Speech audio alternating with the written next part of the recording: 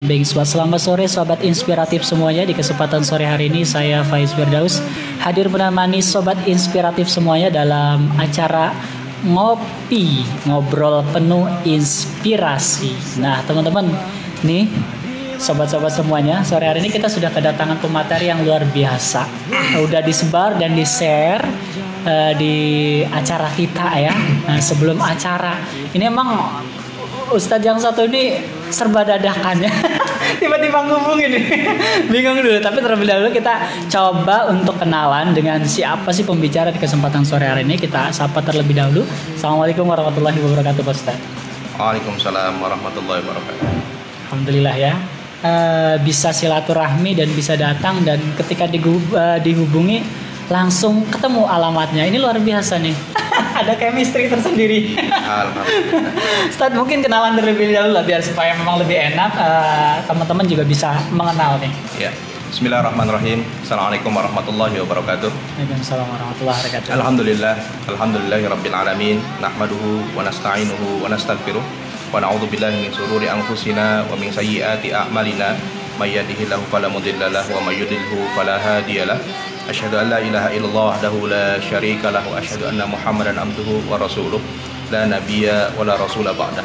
Adada khalqihi wa ridha nafsihi wa zinata arsyih wa midada kalimatihi. Rabbi shrah li sadri wa yassir li amri wa hlul 'uqdatam min lisani yafqahu qawli, amma ba'd.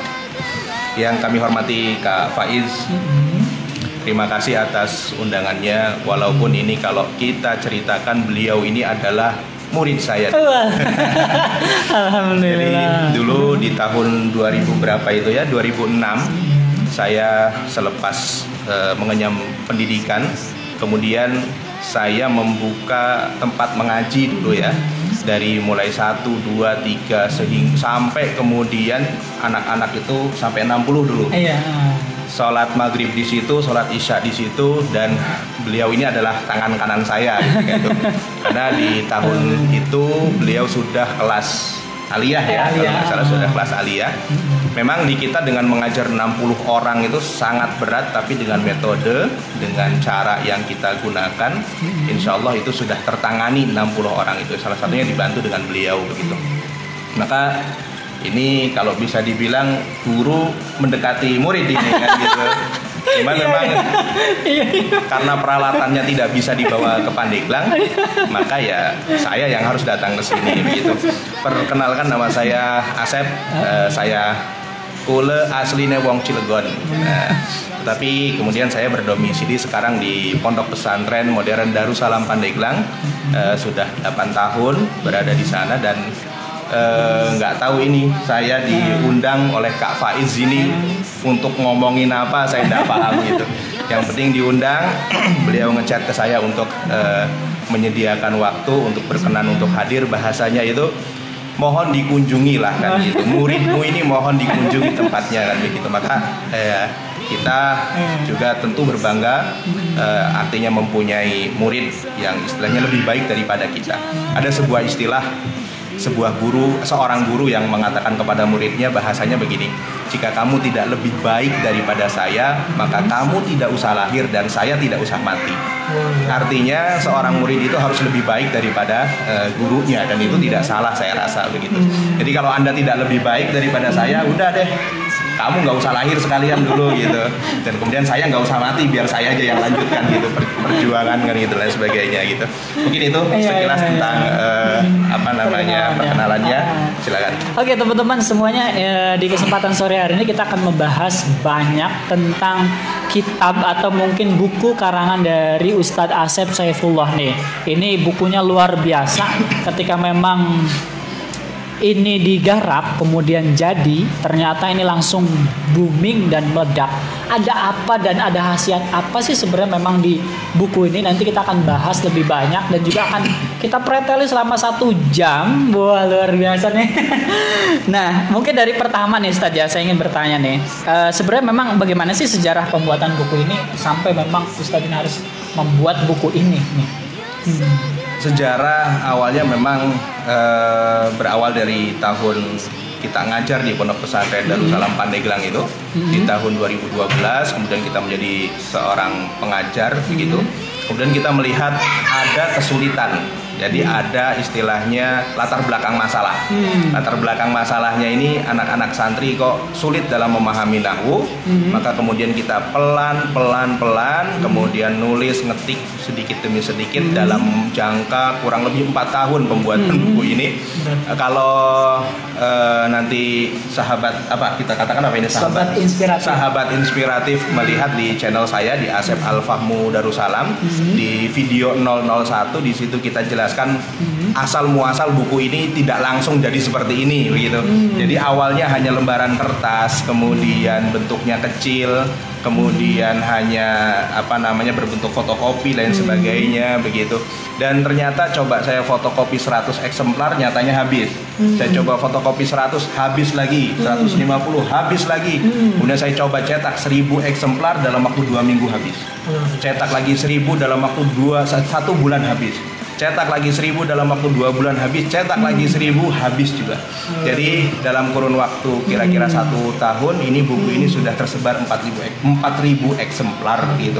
Adapun tadi sejarahnya karena kita melihat santri-santri kok kayaknya sulit amat begitu. Maka kemudian kita ngulik begitu, kemudian kita cari metode yang lebih mudah untuk bisa difahami, karena pada intinya memang al-fahmu ini pemahaman ya. Al-fahmu itu bahasa Arab, kalau diartikan ke dalam bahasa Indonesia ini artinya pemahaman. Jadi tentu di sini memahami nahwu dengan pemahaman, bukan hafalan. Tetapi yang perlu diingat bahwa bukan berarti kita melarang untuk menghafal, tidak. Yang masih menghafal alfiyah boleh. Qala Muhammadun wa ibnu Malik Ahmadu Rabbillah terus 1000 bait silahkan, atau yang memang jurumiyah al-kalamu wal lafzul murakamu fil bilwadi silahkan dihafal. Tetapi di tengah-tengah di pengalaman saya di pelatihan saat ini saya sudah mengadakan pelatihan di 29 tempat saat ini. Itu pun tidak semuanya kita terima ya, karena memang kesibukan kita di pesantren begitu. Nah, dari 29 tempat itu memang kita melihat anak-anak merasa sulit begitu. Ada juga yang hafal alfiyah, hafal jurumiyah tetapi tidak paham.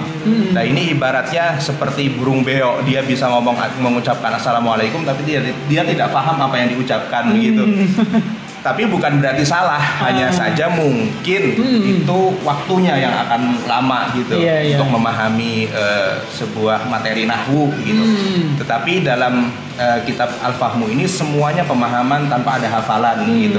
Jadi dengan metode perbandingan dengan mudah, cepat dan sistematis dengan pemahaman, logika dan perbandingan itu gambarannya. Nah, sekarang Ustaz, kenapa sih harus memilih nahwu? Kenapa tidak sorof gitu? Ada apa di nahwu ini sebenarnya? Ya, kalau nahwu itu ibaratnya kalau dalam kalau seperti yang dikatakan ahli nuhat, ahli nahwu mengatakan bahwa nahwu itu adalah bapaknya ilmu, sedangkan sorof adalah ibunya ilmu. Kalau sorof itu kita ambil dari lafadz kataba sama dia bisa membentuk lafadz katibun, kemudian bisa maktabun, bisa maktub dan lain sebagainya. Maka dia melahirkan kata-kata yang lain begitu. Namun kalau sorof itu memang terkesan dihafal.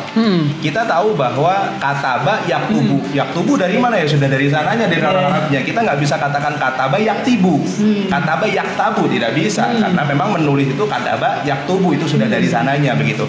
Tapi bukan berarti sorof itu tidak penting begitu, karena sekali lagi saya lebih mengedepankan tidak ada hafalan begitu.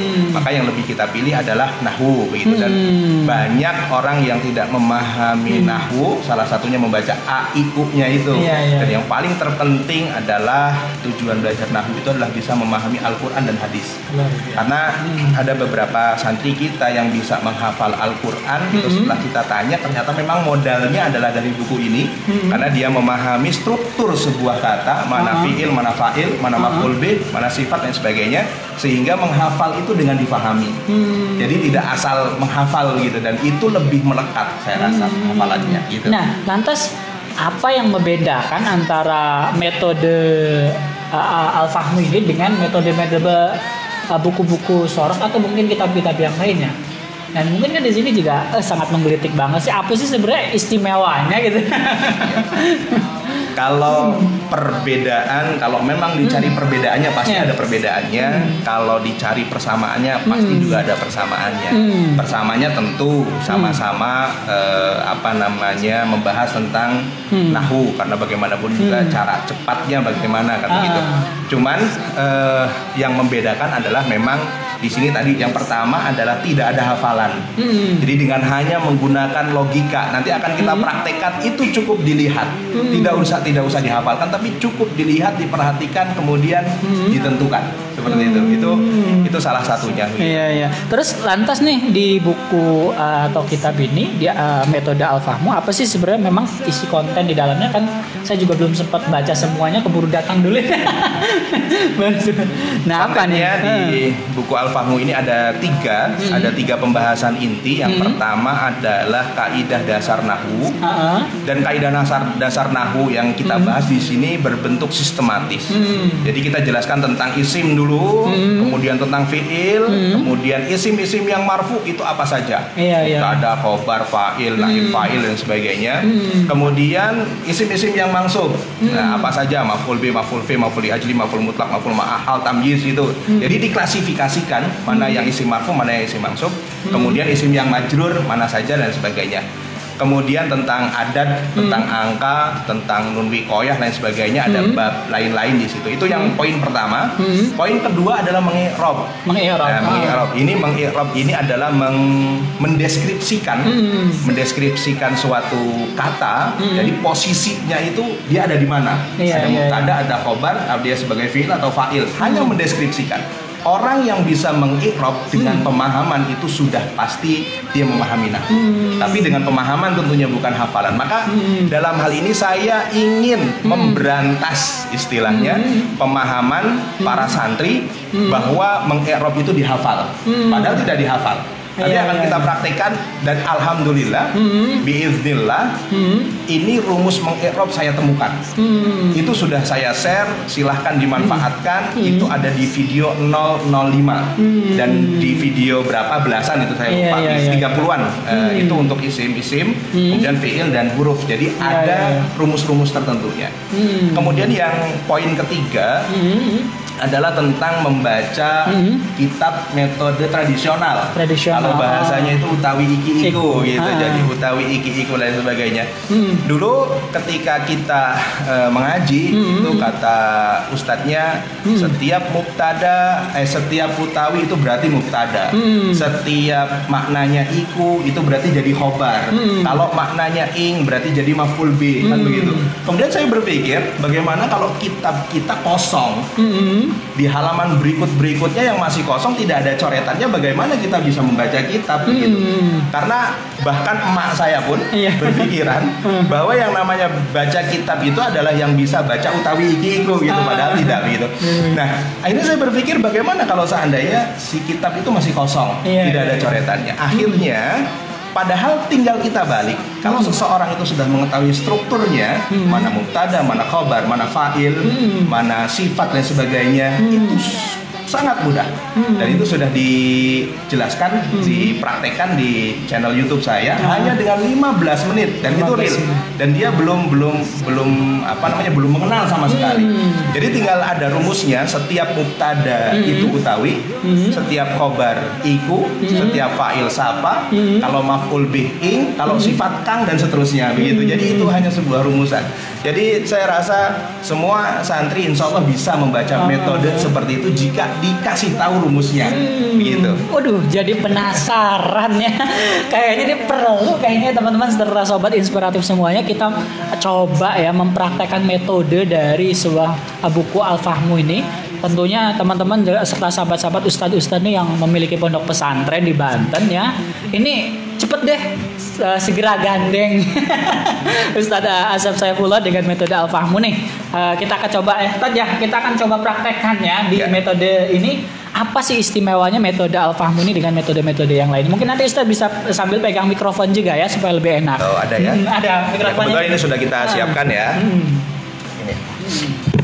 Baik, ini akan kita coba praktekkan apa perbedaan metode Al-Fahmu ya dengan yang lainnya, tapi bukan berarti kita tujuannya untuk membedakan. Jadi di sini hanya sekilas, hanya beberapa. Yang pertama adalah kita akan membahas tentang isim-isim yang mu'rab.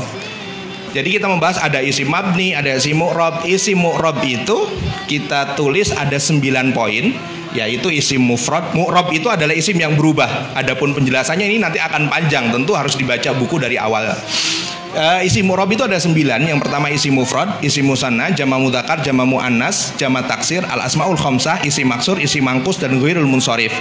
Nah, biasanya dalam menentukan sebuah alamat atau ciri dari isim-isim ini biasanya para santri dihafal. Padahal tidak ada yang dihafal, tapi cukup dilihat, diplototin. Saya rasa anak SD juga bisa. Paling nggak anak SMP lah. Ya, bagaimana prakteknya? Begini contoh. Ini ada isim mufrad dalam keadaan rofa, dalam keadaan nasab, dalam keadaan jar. Dalam keadaan rofa, al-kitabu. Dalam keadaan nasab, al-kitaba. Dalam keadaan jar, al-kitabi. Adapun penentuan kapan rofa, kapan nasab, kapan jar, ya itu ada di bab lainnya ya tentu.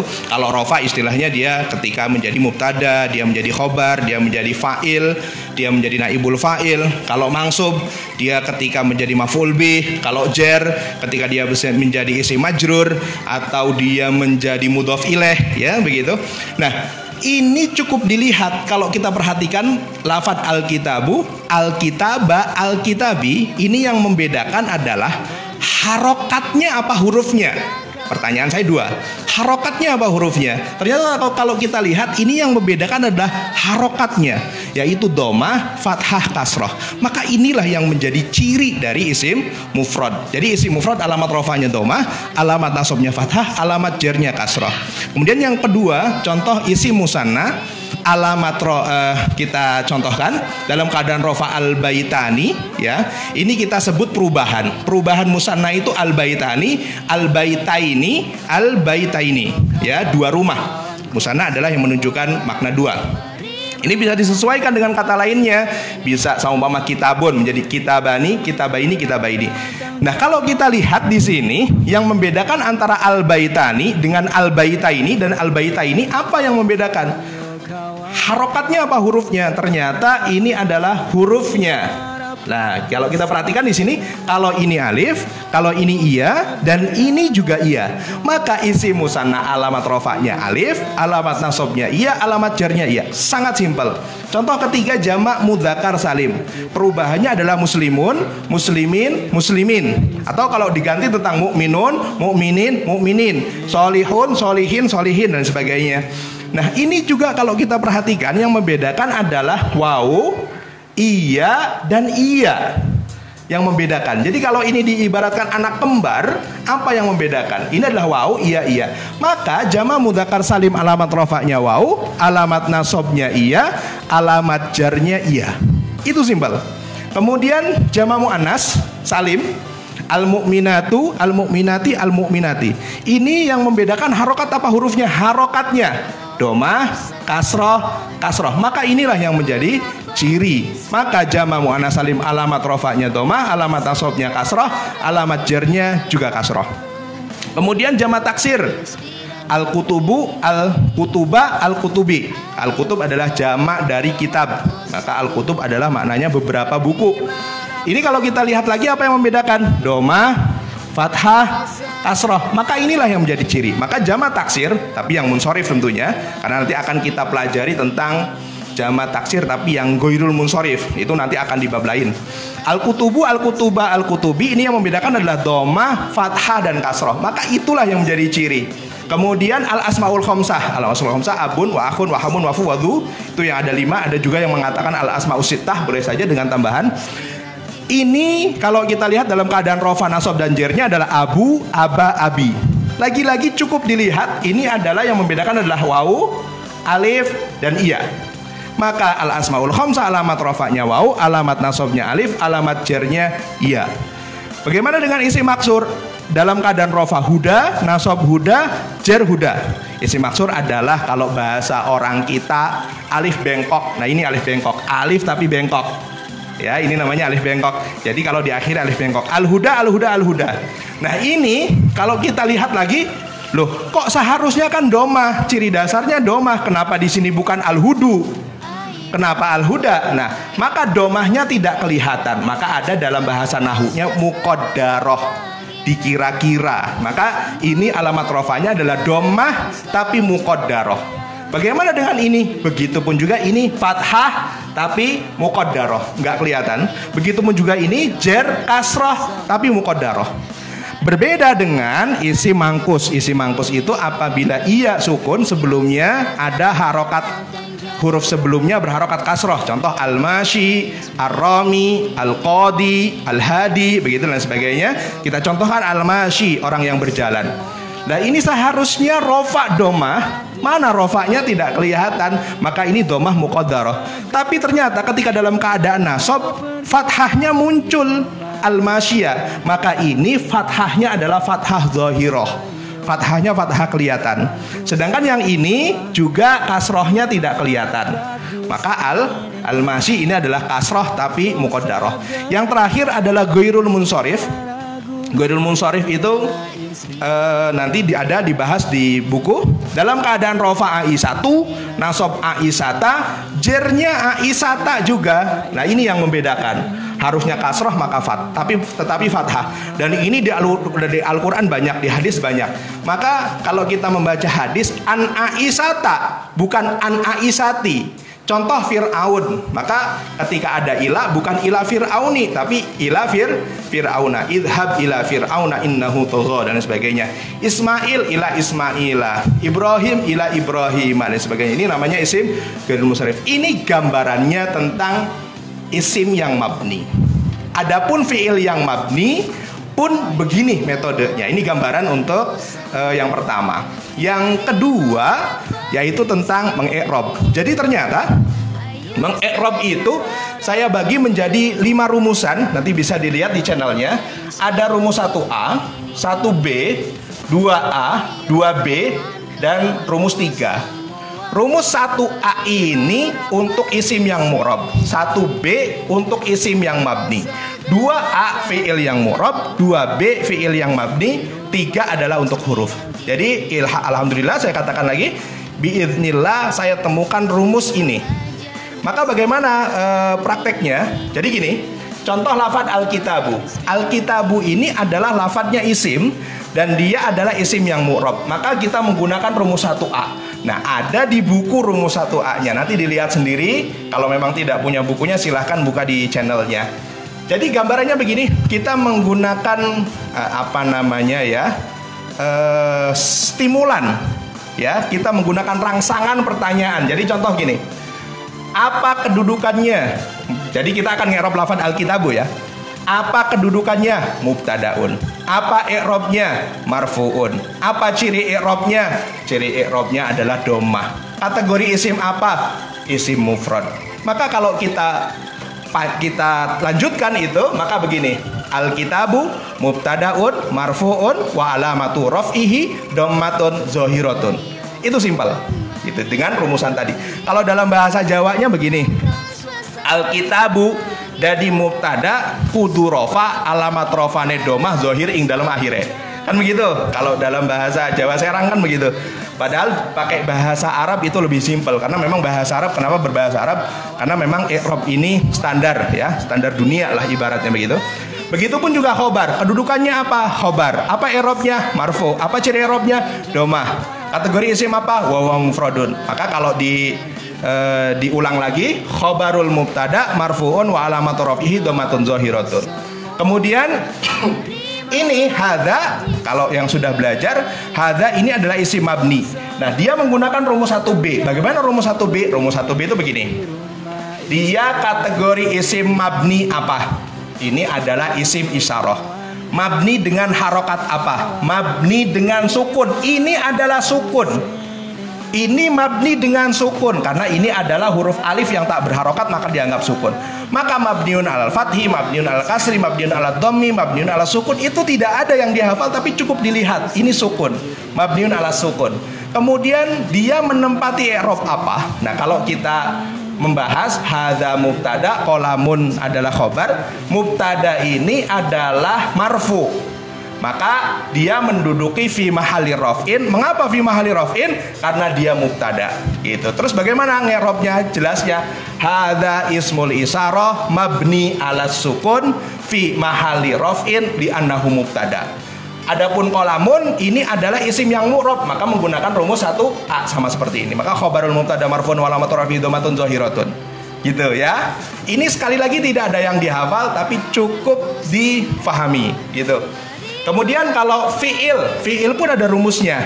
Dhahaba fi'il apa? Fi'il madi. Mabni dengan apa? Mabniun alal fathi. Maka gampangnya dhahaba fi'ilun madin mabniun alal fathi. At-talibu ini adalah isim yang mu'rab, maka menggunakan rumus 1A lagi. Fa'ilun marfu'un wa alamatu raf'ihi dhammatun zahiratun gitu. Kemudian yaftahu adalah fi'il mudhari, at-talibu adalah fa'il, al-baba adalah maf'ulun bih. Sehingga yaftahu fi'lun mudhari'un marfu'un litajarrudi an ahadin nawasib awil jawazim wa alamatu raf'ihi dhammatun zahiratun. At-talibu fa'ilun marfu'un wa alamatu raf'ihi dhammatun zahiratun, al-baba maf'ulun bih mansub wa alamatu nasbihi fathatun zahiratun. Itu sangat gampang sekali. Maka silahkan dimanfaatkan rumus yang sudah kita share. Insya Allah nge'rob itu mudah.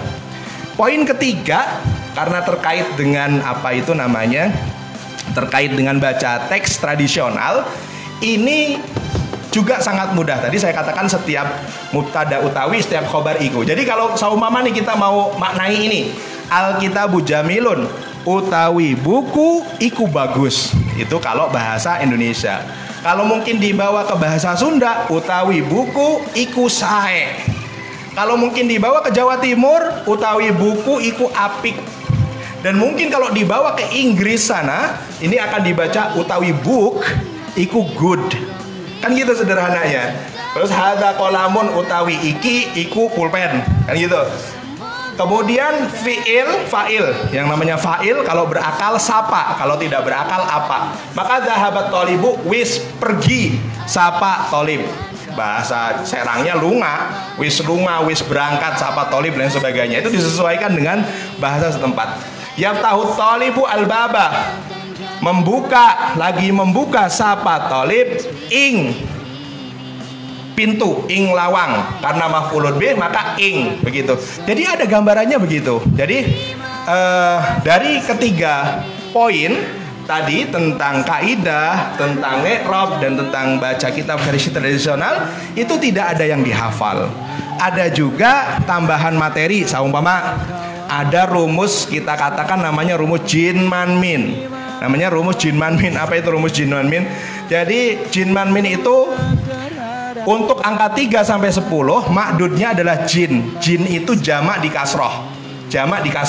Maka kalau kita seumpama kita mau bilang 3 buku, salah satu kitaban, salah satu kitabin, salah satu kitabun, atau kutuban, kutubin, kutubun, bingung gitu. Maka untuk angka 3 sampai 10 makdudnya adalah jin, jamak di kasroh. Maka ini kutub. Di kasroh di sini bukan mesti kasroh ya, tetapi majrur. Nanti akan belajar. Salah satu kutubin, maka menggunakan kutub bukan kitab, dan dia di kasroh kutubin. Kalau untuk angka 11 itu 11 dan seterusnya, di ST ini dan seterusnya menggunakan makdud man. Man itu mim mufrad di fathah. Jadi seumpama ada angka 11, ahada asyara buku, maka kitaban ini mufrad, kitab ini kan mufrad, maka ahada asyara kitaban. Di dalam Al-Quran ini ra'aitu ahada asyara kaukaban, bukan kawakib, menggunakan kaukab, menggunakan mufrad. Kalau kelipatan 100 itu min, mufrad di kasrah, sehingga kitabin. Maka prakteknya salasu mi'ati kitabin. Hal-hal yang seperti itu. Banyak rahasia-rahasia yang sebenarnya sederhana. Kalau seperti saya bertanya kepada anak-anak, wa sallallahu ala sayyidina Muhammadin nabiyil ummi wa ala alihi wa sahbihi wasallam apa wasalim, bingung. Wasallam wasalim, padahal itu wawunya wawu atof.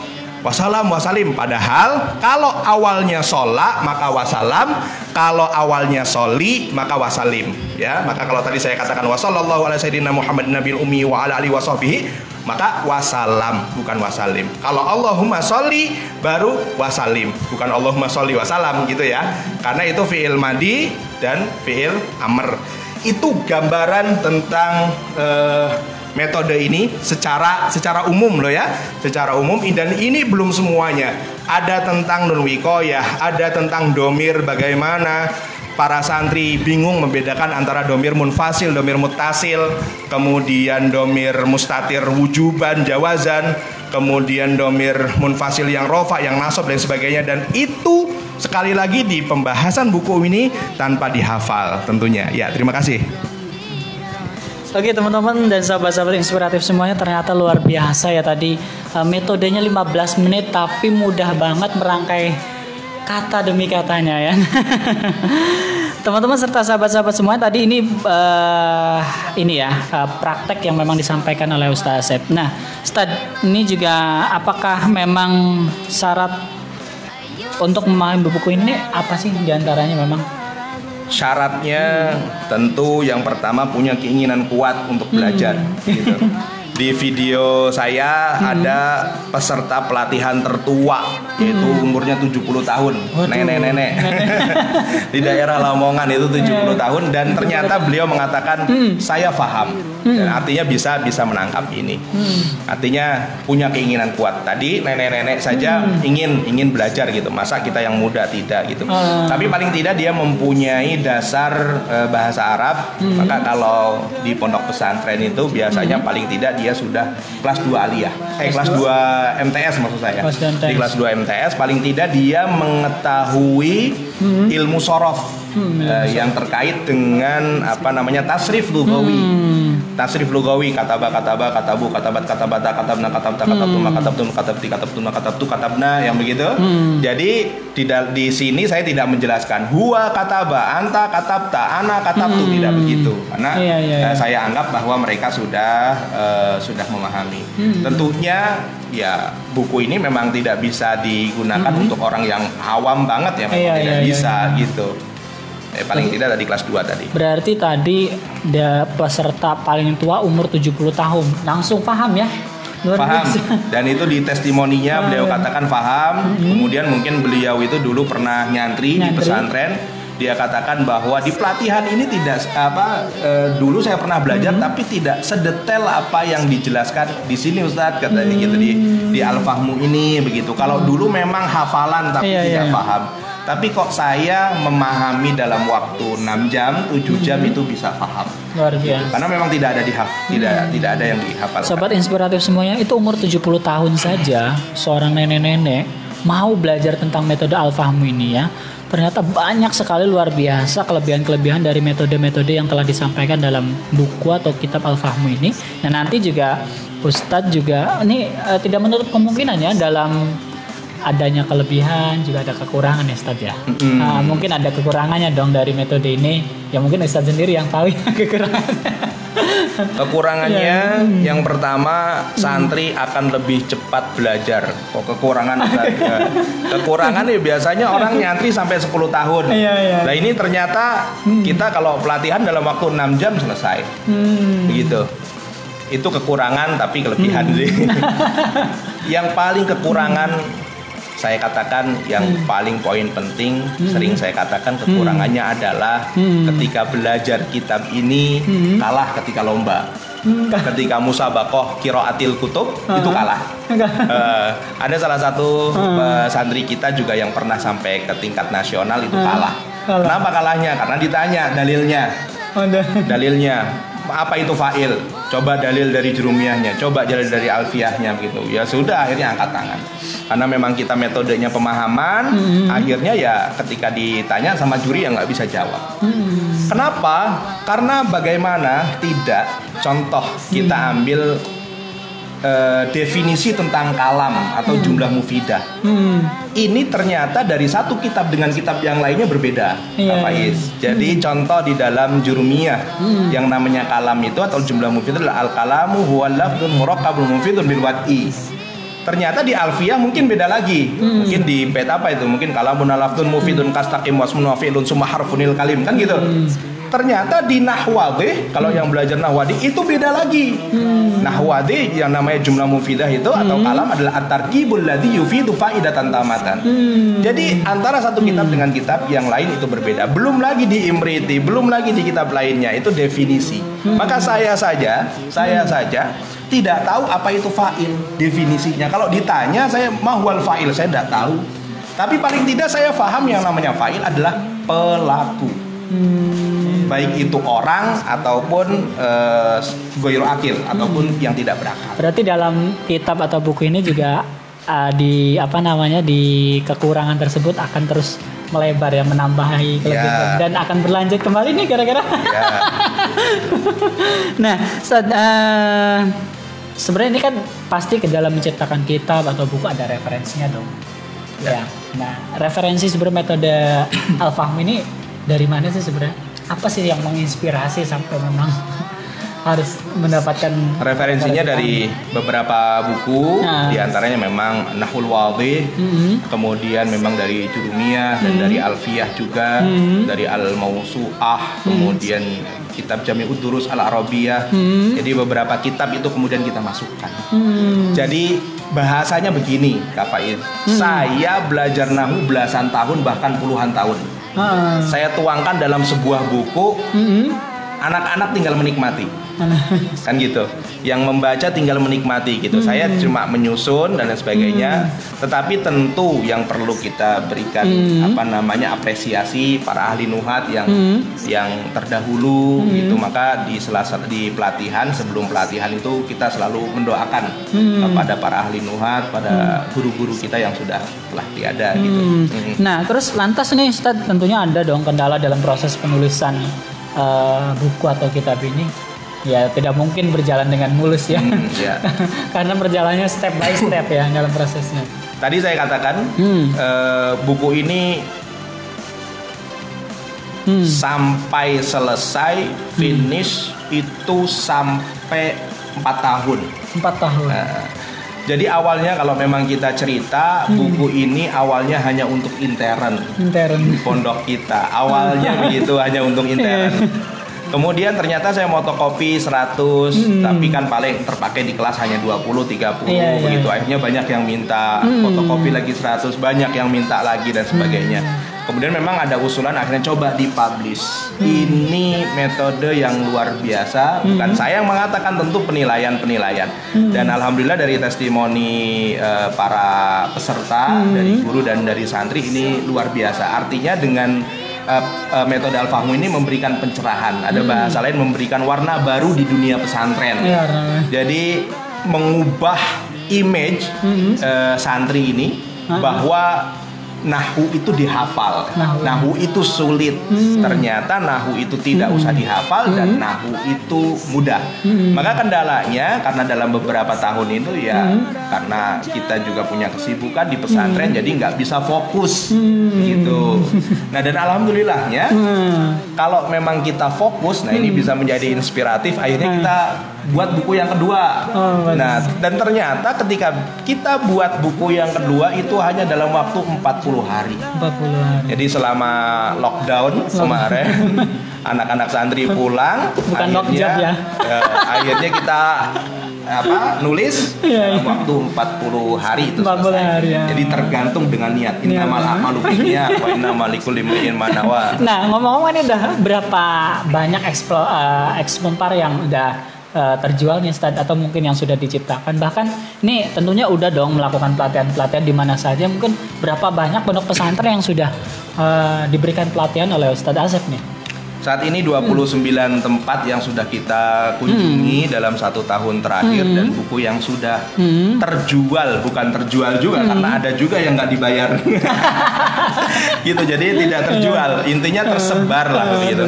Yang tersebar sudah 4.000 lebih ya, 4.000 lebih, dan adapun tempat-tempatnya memang paling jauh itu di Lamongan, itu gambarannya. Terus ini Ustadz, kalau misalkan di antara pondok pesantren di Banten nih ya, pengen melakukan pelatihan, kemudian juga memang itu bagaimana caranya ya? Dan sebenarnya memang untuk idealnya durasi pelatihan ini nih berapa menit sih atau berapa jam sih sebenarnya? Ada yang mengatakan bahwa bohong, ada pelatihan nahu itu cepat, itu bohong. Nah, ada di testimoni di salah satu pesantren itu ustazah yang mengatakan begitu. Jadi ceritanya saya diundang sama pimpinan, sama kiai untuk menghadiri pelatihan nahu cepat. Saya awalnya tidak percaya, katanya begitu di bahasa YouTube itu begitu. Saya awalnya tidak percaya. Ternyata memang benar katanya. Metode ini memang mudah, cepat, sistematis, menggunakan pemahaman, logika dan perbandingan. Idealnya dulu ketika saya belum menggunakan PowerPoint, satu buku saya kupas tuntas halaman demi halaman. Itu 3 hari 3 malam. Jadi pelatihan pertama saya 3 hari 3 malam. Kemudian berkurang menjadi 2 hari, menjadi berkurang 1 hari, berkurang menjadi 10-an jam, dan sekarang dengan apa kita berdasarkan pengalaman, artinya ini poin-poinnya saja, kemudian untuk lanjutannya kan tinggal dibaca ya begitu. Ini dengan waktu 6 jam saja. Cukup 6 jam. Cukup 6 jamnya luar biasa. Nah, lantas ini bagaimana nih Ustadz untuk memiliki buku ini dan bagaimana caranya ya supaya memang kita bisa memiliki buku ini ya. Kemudian juga sebenarnya idealnya untuk biaya pelatihannya nih berapa sih? Kan ini namanya ilmu dunia akhirat ya. Kalau memang buku ini kita jual di marketplace, memang kita jual harganya 60.000. 60.000 gitu. Tapi mungkin kalau mau ada yang order sekarang di rumah inspiratif ini, kita beri diskon jadi 40.000 saja. 40.000 Jadi 40.000 saja. Itu yang berkenan. Tapi khusus untuk di rumah inspiratif. Rumah inspiratif ya. Berarti nanti nyetok di sini ya. Nyetok di sini boleh, silakan. Karena kalau memang di marketplace itu kita jual 60.000. Walaupun kalau kita lihat ternyata ada juga yang menjual 120.000. 120.000. Ada yang menjual 80.000. Saya bilang ini dari mana? Ternyata bukunya dari saya juga kan begitu.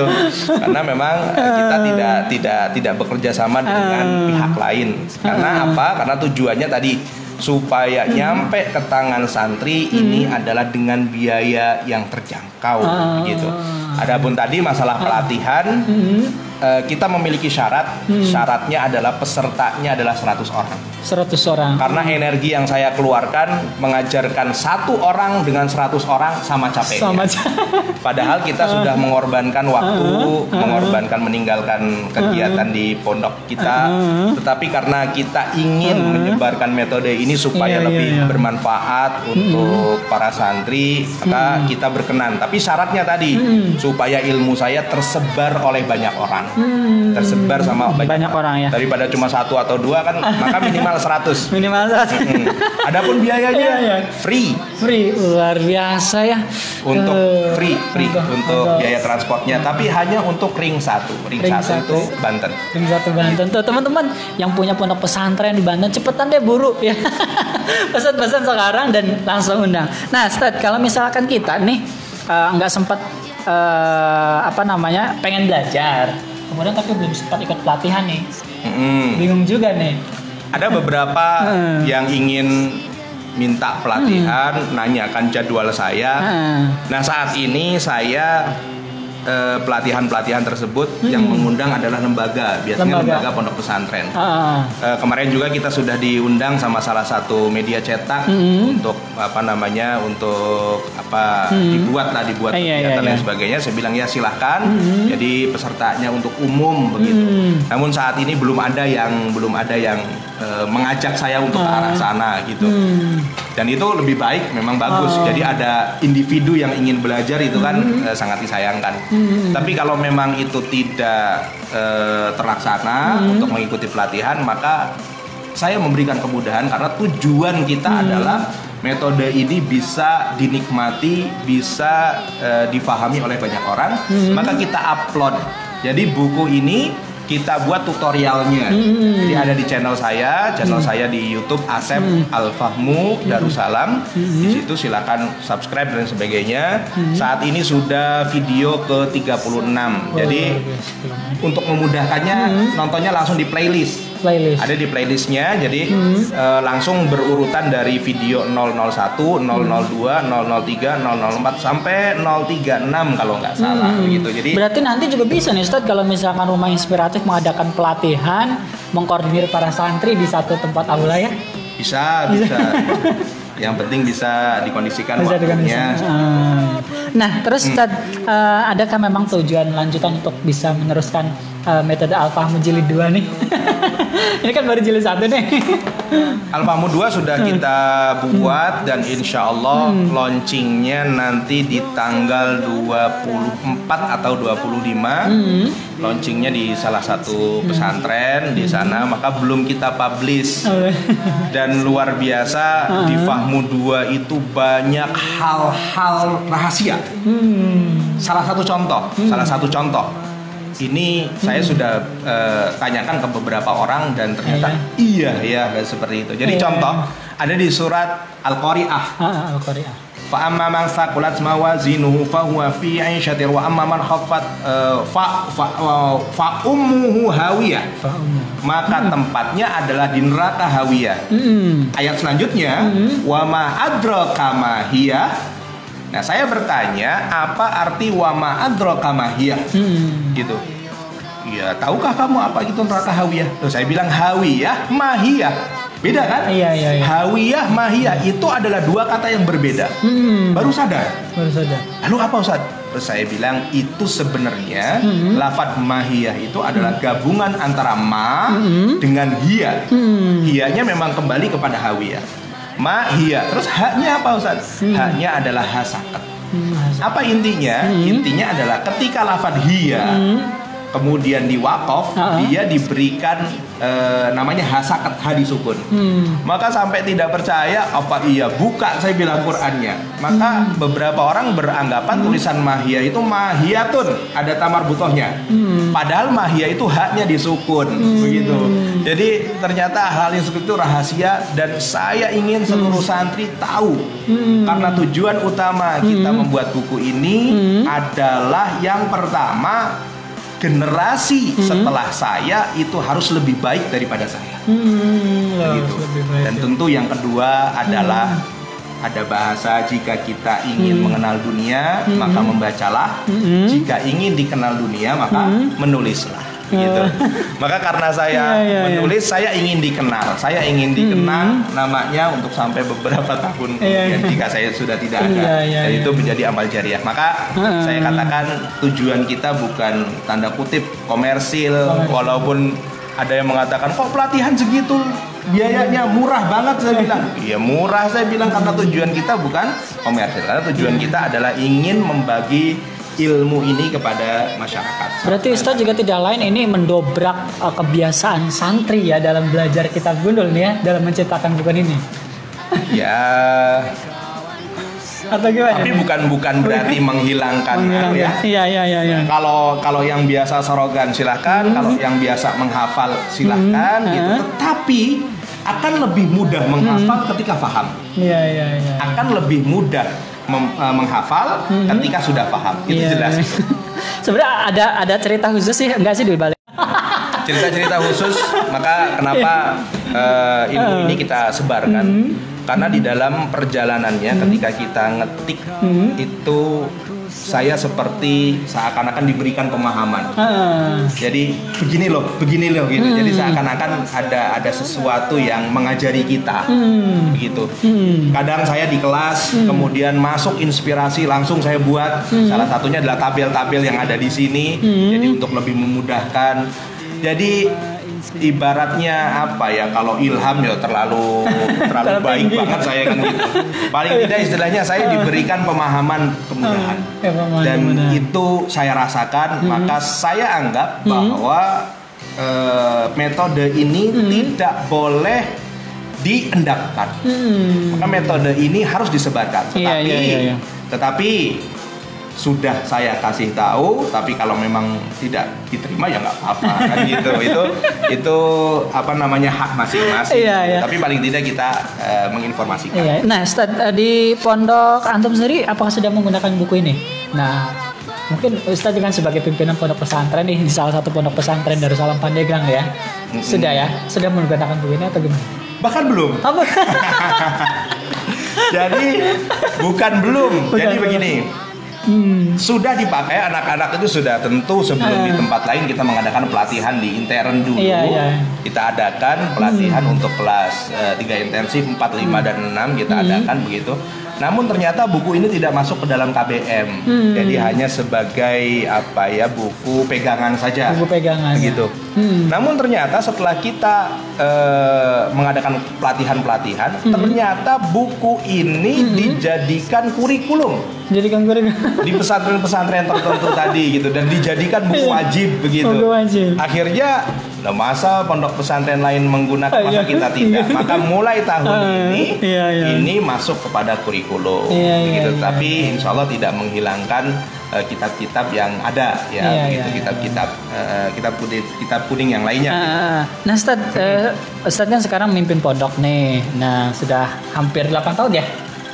Ya, saya berdomisili 8 tahun di Pandeglang. Ya. Nah, ini sebenarnya alokasi pondok pesantrennya di mana nih mungkin? Di daerah Pandeglang, di Kampung Benying, Kelurahan Cilaja, Kecamatan Majasari, Kabupaten Pandeglang, tepatnya 2 km dari alun-alun Pandeglang. Jadi tidak jauh.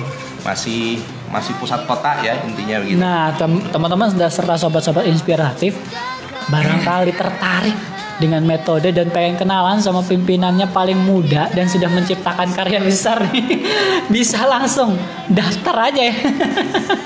Nah, Ustaz, di pondok Ustaz juga tentunya ada administrasi untuk bisa masuk ke pondok tersebut, Ustaz.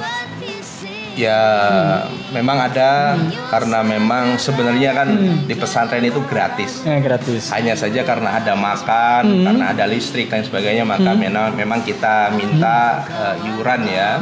Begitu. Di sana kita kenai 400.000, baru naik tahun ini menjadi 430.000. Jadi sangat murah sekali, itu untuk 3 kali makan, uang operasional dan uang pondok itu sudah include di dalamnya, itu gambarannya begitu. Teman-teman serta sahabat-sahabat semua, ternyata memang Pondok Darussalam Pandeglang ini juga seorang pimpinannya muda dan sudah menciptakan buku Al-Fahm. Ustaz, tentunya teman-teman dan sahabat-sahabat inspiratif semuanya penasaran banget gitu tuh. Yang namanya Pondok Darussalam Pandeglang itu seperti apa gambarannya, dan mungkin yang sudah dilakukan serta memang aktivitas yang memang banyak juga dijalankan di sana, Ustaz. Pondok pesantren Darussalam itu adalah pondok modern ya, pondok modern yang memang afiliasinya adalah ke Gontor, dan saya pun salah satunya adalah alumni dari Gontor. Saya tahun 2005 lulus dari Gontor. Jadi awalnya saya dari Cilegon, sudah lulus aliyah, sudah masuk aliyah begitu. Kemudian saya masuk Gontor, jadi diulang lagi pada seperti itu ya. Kemudian 2 km dari pusat kota, dan tentunya di Pandeglang itu kan dingin, adem ya kan gitu, airnya banyak dan sebagainya begitu. Itu gambarannya. Intinya tidak berbeda dengan pondok-pondok modern lainnya, karena memang afiliasi kita adalah ke pondok pesantren Gontor. Adapun materi, kegiatan dan sebagainya itu pun mengacu ke sana. Nah, ini banyak dong santri yang sudah masuk ke pondok pesantren tersebut. Nah, dari mana sih sudah mau? Saat ini sudah dari sekitar Banten tentu sudah ada, Bogor, Jakarta juga sudah ada. Saat ini di Bali sudah ada. Kalau Sumateranya memang Palembang, Bengkulu, Lampung, kemudian itu namanya Bangka Belitung, Medan dan Jambi saat ini. Yang sekarang yang aktif ya begitu. Itu di luar orang yang sudah pernah keluar tentunya.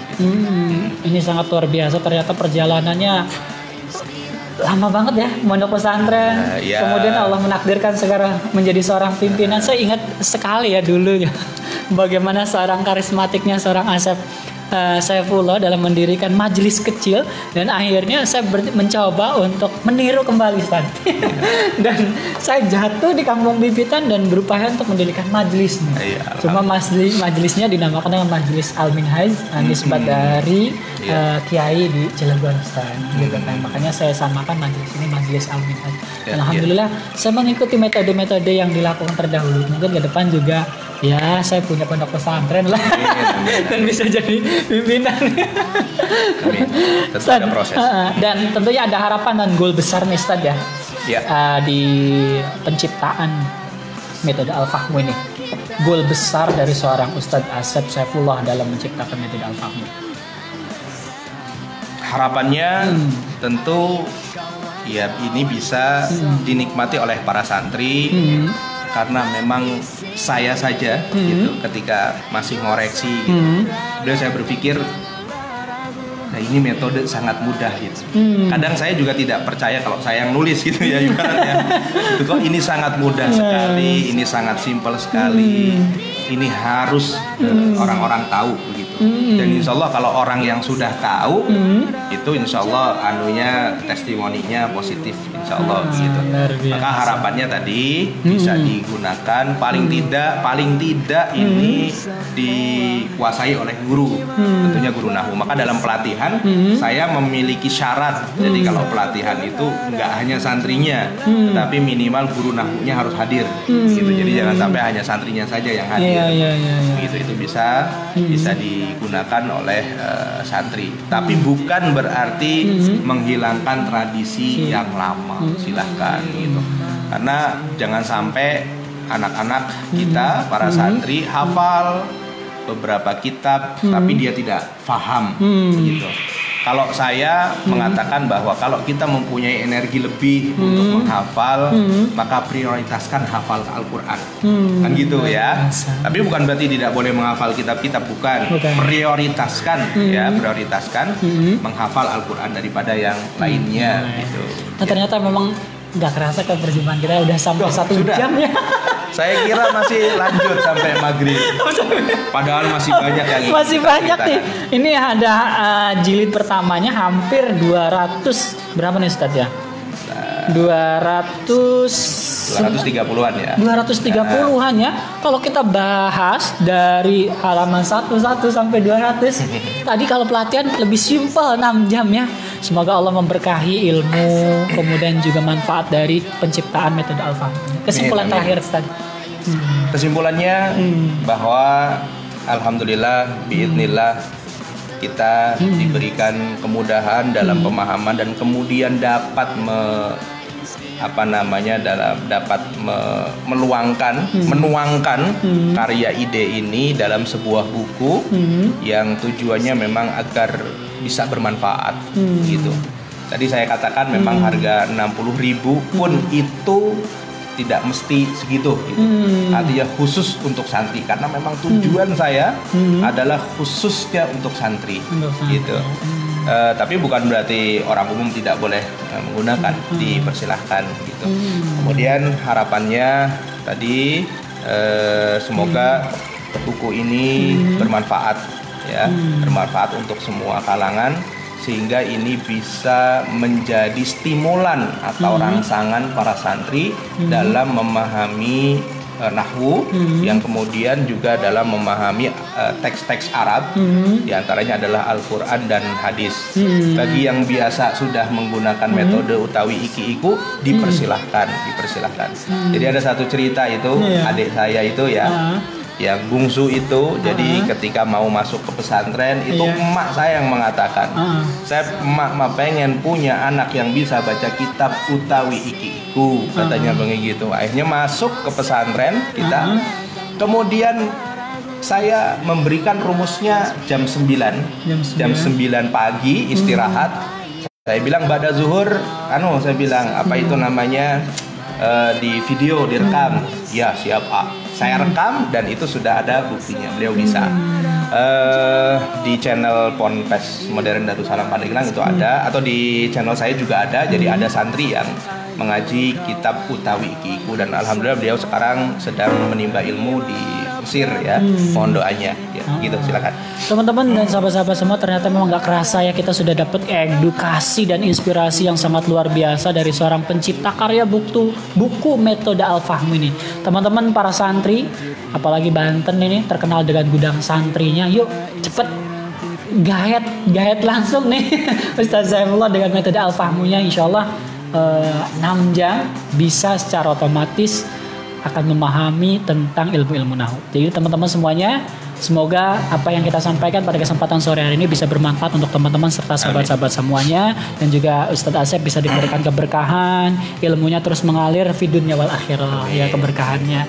Dan tentunya saya yang bertugas Faiz Firdaus mohon pamit undur diri beserta Ustadz Asep Saifullah. Mohon maaf, akhir kalam wabillahi taufik wal hidayah. Assalamualaikum warahmatullahi wabarakatuh. Waalaikumsalam warahmatullahi wabarakatuh.